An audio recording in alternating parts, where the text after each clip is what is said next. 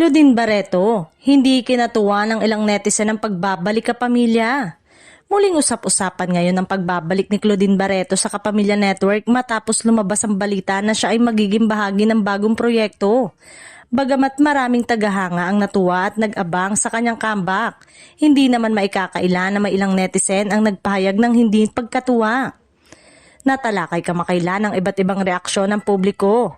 Ayon sa mga komento, may mga netizen na nagtatanong kung bakit si Claudine ang pinili para sa proyekto, habang ang ilan naman ay nagbigay ng opinyon na mas nararapat bigyan ng pagkakataon ng mas batang henerasyon ng artista. Gayunpaman, nananatiling matibay ang suporta ng kanyang mga loyal fans na sabik siyang makita muli sa telebisyon.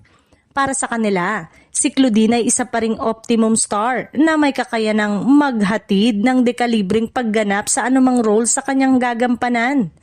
Hanggang ngayon ay mainit pa rin ang diskusyon online kung ano man ang magiging resulta ng kanyang pagbabalik. Isang bagay ang malinaw, si Claudine Barreto ay patuloy na bahagi ng usapan at intriga sa mundo ng showbiz.